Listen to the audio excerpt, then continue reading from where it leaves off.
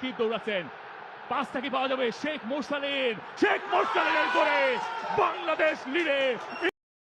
2022 বিশ্বকাপে Argentine fan হিসেবে Argentina যখন আসলে কাতার বিশ্বকাপ জিতেছিলেন তখন যে ফিলটা পাইনি, আজকে বাংলাদেশ ইন্ডিয়াকে 1-0 গোলে হারার পরে তার থেকে হাজার গুণ বেশি ফিল পেয়েছি। অর্থাৎ আনন্দটা তার থেকে 100 গুণ, হাজার গুণ আসলে বেশি পেয়েছি। সেটা আমার ক্ষেত্রে কেবল সেটা বলছি না, হয়তোবা বাংলাদেশের যারা ফুটবল সমর্থক আছেন তাদের ক্ষেত্রেও বিষয়টা সেম টু সেম।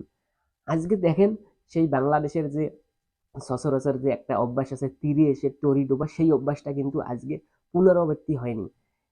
মুরসালিন 11 মিনিটে গোল দিয়েছেন, সেই লিডটা বাংলাদেশ একেবারে শেষ পর্যন্ত ধরে রেখেছেন। জাস্ট একটা আনবিলিয়েবল বিষয় বলে মনে হচ্ছে আজকে।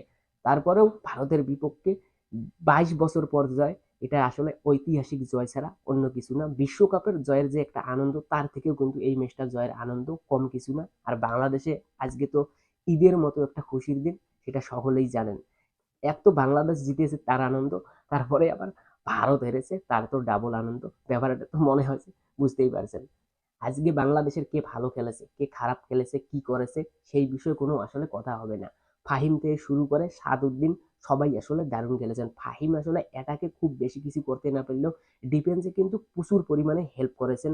সাদউদ্দিন আমার কাছে মনে হচ্ছে যে যথেষ্ট আজকে ভালো খেলেছেন। এক কথায় হামজা চৌধুরী, শামির সুম, এদের কথা তো বলতে হবে না, একেবারে আনবিলিয়েবল পারফরমেন্স দিয়েছেন। জায়ান চৌধুরী যতক্ষণ ছিলেন একেবারে চোখ ধাঁধানো অনেক কিছুই করেছেন। এক কথায় ওভারঅল বলতে গেলে টিমের কিন্তু সবাই 100% ভালো খেলেছেন।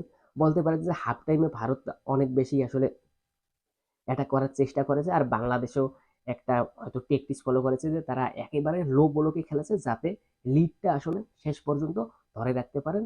সেটাতে কিন্তু তারা সাকসেস হয়েছেন। ওভারঅল বলতে গেলে বাংলাদেশ টিমকে আসলে আজকে অভিনন্দন জানা ছাড়া কোনো উপায় নেই। এছাড়াও গ্যালারিতে দেখেছেন যে তাকবীর, সেটা অন্যরকম একটা অনুভূতি দিয়েছে।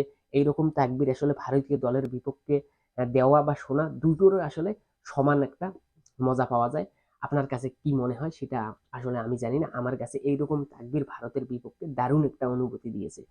আর মোরসালিনের এই গোলটার কথা তো না বললেই নয়। রাকিব একেবারে লেফট উইংয়ে যেভাবে দারুণভাবে রান মেক করেছেন, রান মেক করার পর ক্রস করেছেন এবং চোখ ধাঁধানো দুর্দান্ত, যেটাই বলেন না কেন সেই ফিনিশিংটা কিন্তু মোরসালিন করেছেন। আর এই মুরসালিনের জন্যই কিন্তু আমরা এই ঈদের দিন বলেন, ডাবল আনন্দ বলেন, সবকিছুই কিন্তু উপভোগ করতে পারতেছি। মুরসালিনকে আসলে ব্যক্তিগতভাবে ধন্যবাদ জানাতে তো পারবো না, তারপরও বাংলার এই দামাল ছেলেকে ধন্যবাদ জানাইতে হবে। যাই হোক, ভালো থাকবেন। কথা হচ্ছে ফুটরানের অন্য কোনো ভিডিওতে।